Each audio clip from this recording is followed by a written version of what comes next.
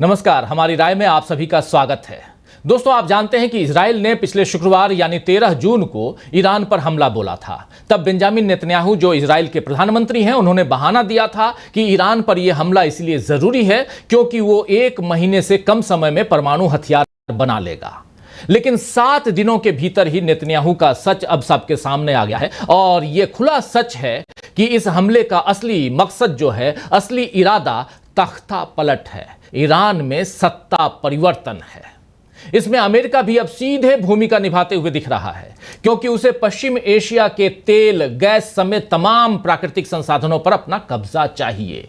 Trump खांटी व्यापारी हैं और वो जानते हैं कि उद्योग व्यापार की जरूरतों को पूरा करने के लिए जितना ईंधन चाहिए उसकी पूर्ति पश्चिम एशिया में हो सकती है, पश्चिम एशिया से ही हो सकती है। लेकिन उद्योगपतियों को सस्ते में ईंधन देने के लिए अमेरिका यहां अपनी कठपुतली सरकार बनवाना चाहता है। 2 दिन पहले ही अमेरिका ने ईरान को धमकी दी है कि वो समर्पण करे या फिर अंजाम भुगतने के लिए तैयार रहे।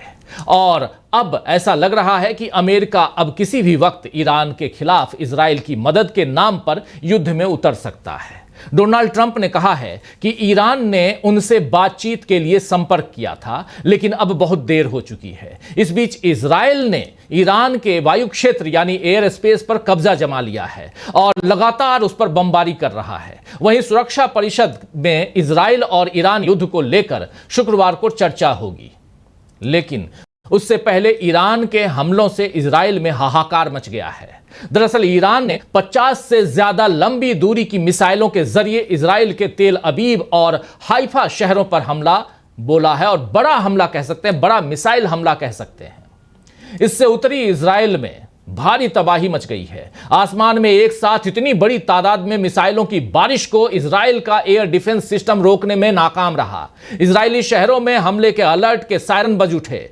लोग बंकरों की ओर भागते हुए दिखे। इस बीच अमेरिकी राष्ट्रपति ट्रंप को ईरान के सुप्रीम लीडर खामनेई ने तगड़ा जवाब दिया है, साथ ही अपनी जनता को भी संबोधित किया है।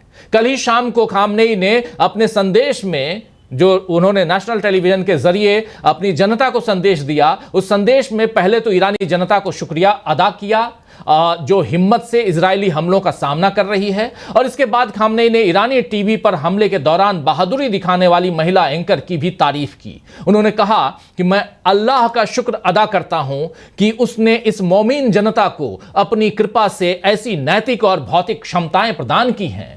उसे उस महिला टीवी एंकर के शक्तिशाली और प्रतीकात्मक कार्य का भी जिक्र करना चाहिए जिसने दुश्मन के अहंकार के सामने दृढ़ता दिखाई। उसकी तकबीर यानी अल्लाहु अकबर और दुनिया के सामने आवाम की ताकत का प्रदर्शन एक ऐतिहासिक और अत्यंत मूल्यवान घटना थी।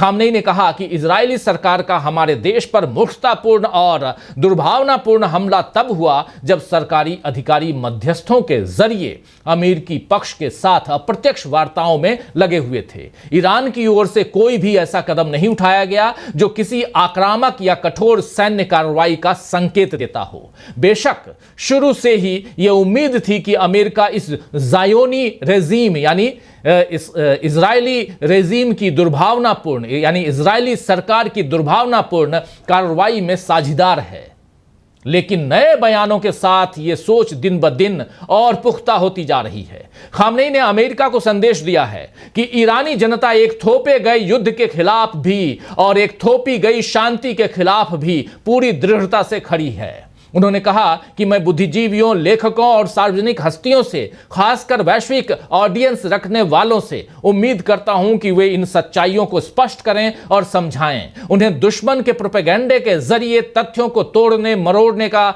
मौका नहीं देना चाहिए। ट्रंप की धमकियों पर खामनेई ने कहा है कि अमेरिकी राष्ट्रपति ने धमकियां दी हैं, वो हमें धमकाता है और साथ ही हास्यास्पद तरीके और बेशर्मी से ईरानी जनता से उसके आगे समर्पण की मांग करता है।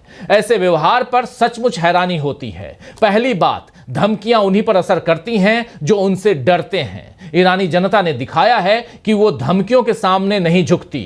इसके बाद कुरान का संदेश खामनेई ने सुनाया, जैसा कि अल्लाह कहता है, निराश न हो और न दुखी, अगर तुम ईमान वाले हो तो तुम ही गालिब रहोगे। खामनेई के इस संदेश से दोस्तों साफ है कि ईरान किसी सूरत में दबने या पीछे हटने वाला नहीं है।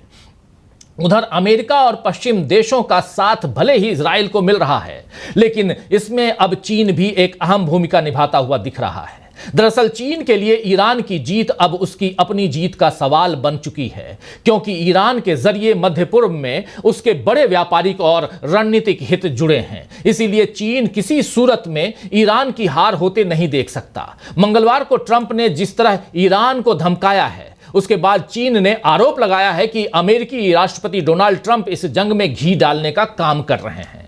वहीं पिछले शुक्रवार को जब इजराइल ने ईरान पर हवाई हमला किया, तो चीन ने अपनी पहली प्रतिक्रिया में कहा था कि इजराइल ने रेड लाइन क्रॉस की है। इसके एक दिन बाद यानी 14 जून को शंघाई सहयोग संगठन यानी एससीओ ने बयान जारी कर ईरान पर इजरायली हमले की निंदा की। जैसा आप जानते हैं कि इस संगठन में चीन सबसे अहम भूमिका में है। हालांकि इस बयान से भारत ने खुद को अलग कर लिया था। 15 जून को चीन के विदेश मंत्री वांग यी ने ईरान के विदेश मंत्री सैयद अब्बास अरागची से बात की और कहा कि इजराइल की ये हरकतें संयुक्त राष्ट्र के नियमों और अंतर्राष्ट्रीय संबंधों के बुनियादी सिद्धांतों के खिलाफ है। खासतौर पर इजराइल का ईरान के परमाणु ठिकानों पर हमला करना बहुत खतरनाक है और इसके गंभीर नतीजे हो सकते हैं। अमेरिका और इजराइल की आलोचना के साथ साथ चीन अब ईरान को सामरिक मदद पहुंचा रहा है। फाइनेंशियल टाइम्स की मंगलवार की एक रिपोर्ट में सूत्रों का हवाला देते हुए कहा गया है कि पश्चिम एशिया में संघर्ष के बीच चीन के 2 कार्गो विमान ईरान पहुंचे हैं। इसी तरह युद्ध शुरू होने से एक हफ्ते पहले वॉल स्ट्रीट जर्नल ने भी एक रिपोर्ट प्रकाशित की, जिसमें दावा किया गया था कि ईरान ने बैलिस्टिक मिसाइल के ईंधन में इस्तेमाल होने वाले अमोनियम परक्लोरेट के कई टन की खेप के लिए चीन को ऑर्डर दिए थे, जिसकी अगले कुछ महीनों में डिलीवरी होने वाली है। खास बात यह है दोस्तों कि चीन पश्चिमी देशों के प्रतिबंध से बचने के लिए अलग अलग तरीकों से मदद पहुंचाता है।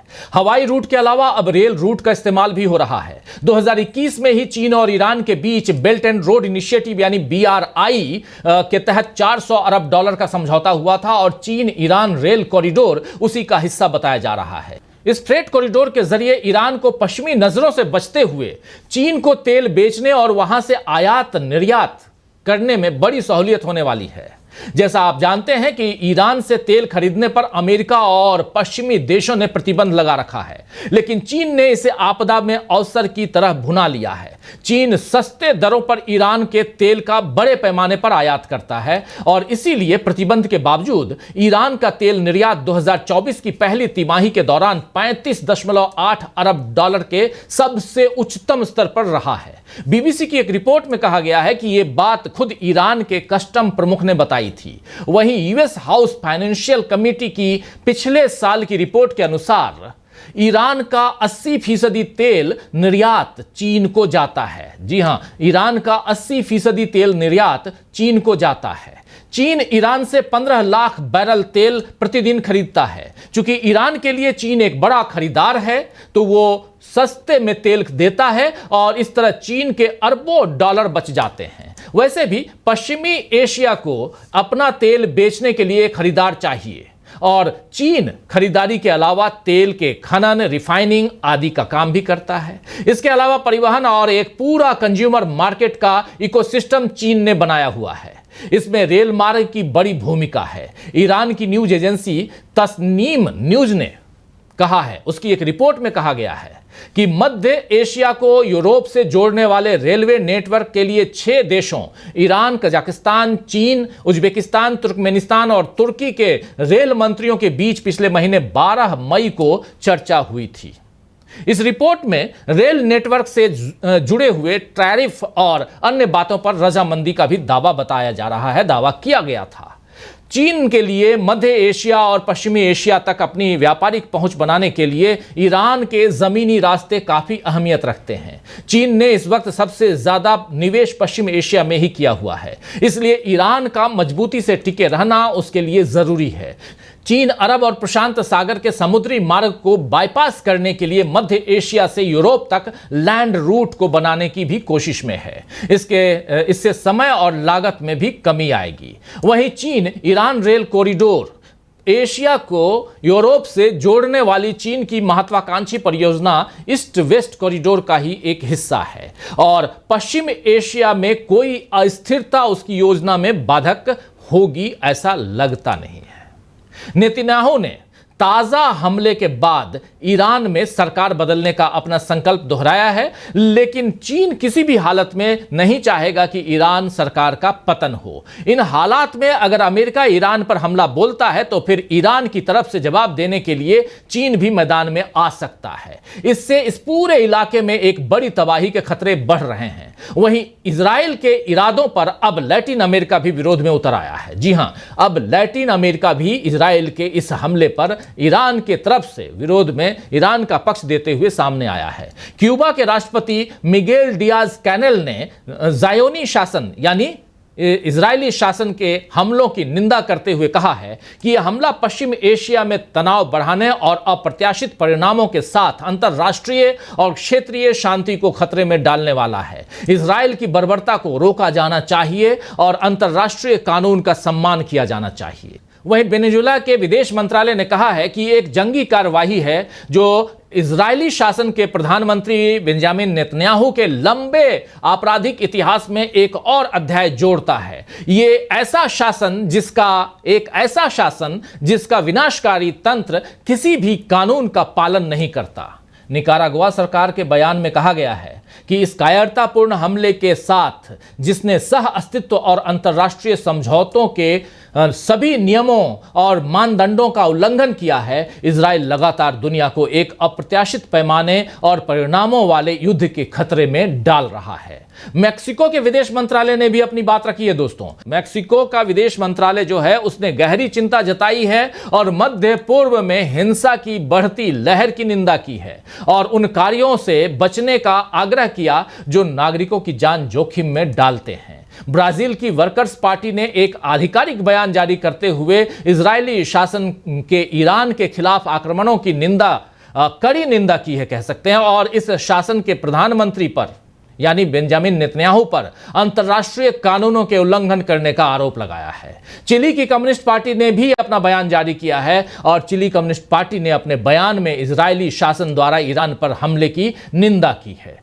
तो जाहिर है कि दुनिया दो खेमों में बंट रही है और इसके लिए सीधे तौर पर नेतन्याहू और ट्रंप जिम्मेदार हैं। हालांकि पाकिस्तान अब ट्रंप को नोबेल पीस प्राइज देने की वकालत कर रहा है क्योंकि ट्रंप ने भारत और पाकिस्तान के बीच युद्ध रुकवाया है। क्या ट्रंप भारत और पाकिस्तान के बीच उन्होंने जैसा युद्ध रुकवाया, क्या उसी तरह ईरान और इजराइल के बीच युद्ध रुकवाएंगे या हाहाकार मचवाएंगे? देखना होगा। तो आज हमारी राय में बस इतना ही। फिर मिलेंगे कुछ ऐसी ही हमारी राय के साथ। तब तक जुड़े रहिए हमारे साथ और देखते रहिए डीबी लाइव। नमस्कार।